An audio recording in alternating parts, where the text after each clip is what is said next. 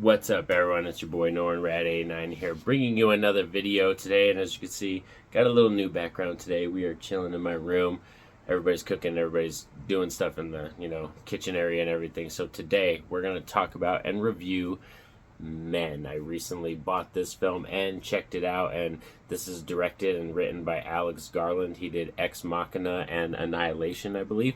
So this film is highly talked about this year as being one of the most polarizing films for A24. You either really hate it or you really love it. So today, find out what side I fall on.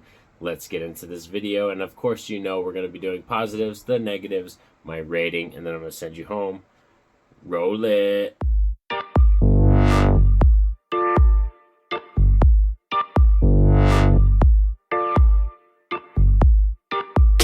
So yes, Men is a new A24 film, and this is, like I said, directed and written by Alex Garland, and this is easily probably one of their most interesting and intriguing stories. I definitely fall in the camp of I really do enjoy this film, so let's get right into the positives right away.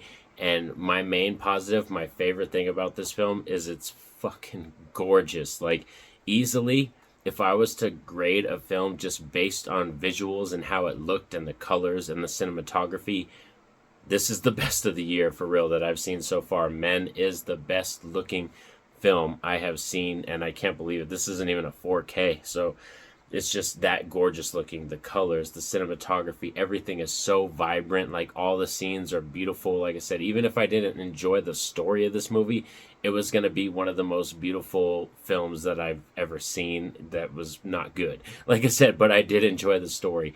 So let's lead into the other positive right away. Is the story is intriguing, and it's like a mystery.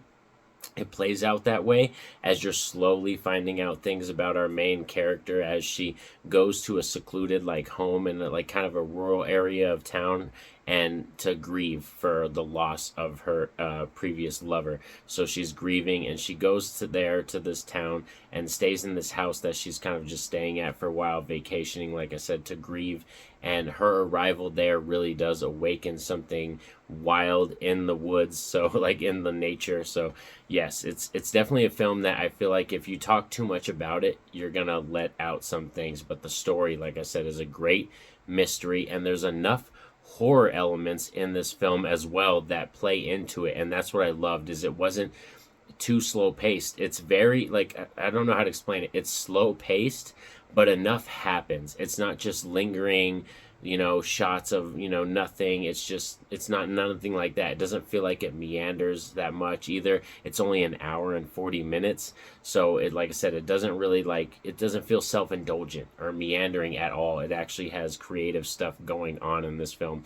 Add to it, another great addition of positives is the performances across the board. I think are great in this film. Like I said, it's constantly an intriguing mystery and story that I just want to know more about. And even the visuals, they just assist in making it such an experience. Then we have the score and the sound effects as well. The sound design and the score is top notch for real. There's some scenes in here that are just haunting, where they kind of dumb down the actual audio. You don't hear nobody talking or hear the sounds of people moving, and then they have a haunting score going on and music, but they have certain sound effects that you can hear. And yeah, for real, Alex Garland really did craft a wild experience of a film. Probably Annihilation is probably still my favorite film of his, but this is a very close second for sure. Another amazing positive is the third act. I think the third act, it lands for me. I know this is probably one of those films that I know from my point of view, it's not going to be everybody's movie.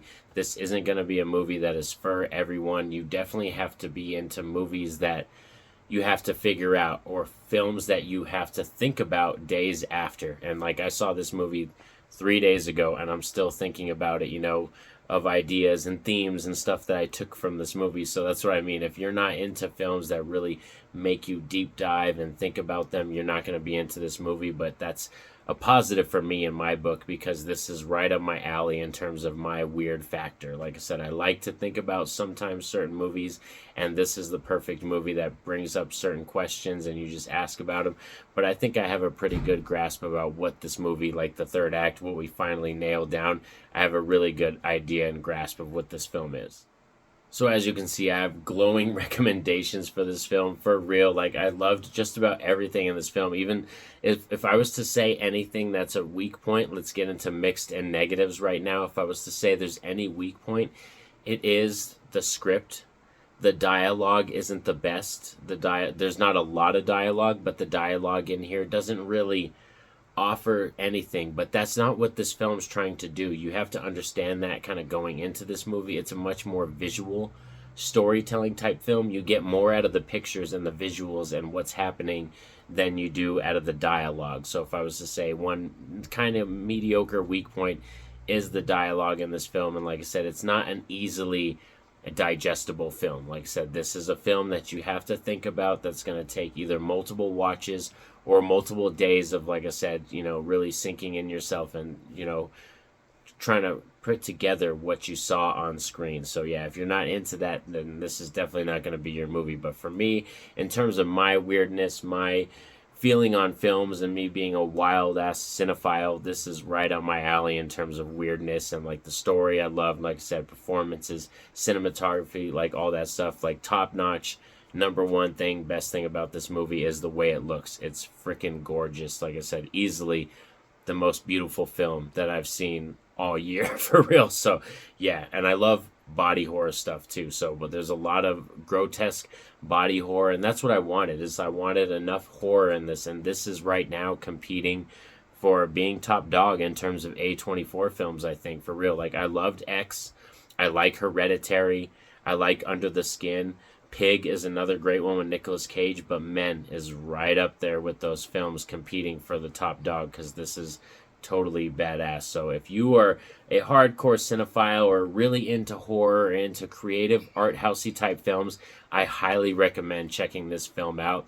In my book, as a rating, Men is going to get a 9.5 out of 10. Like I said, this is up there, freaking badass. Totally recommend this film. Like I said, 9.5 out of 10, very high. It's up there easily right now in my top 10 of this year so far. But I'll be waiting till like probably November or December time to really put out a ranking for my top 10 of the year. But as it stands right now, this film sits comfortable in there in that top 10 spot.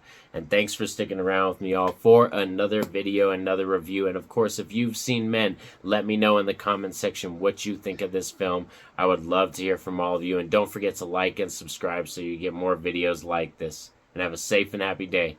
Peace out.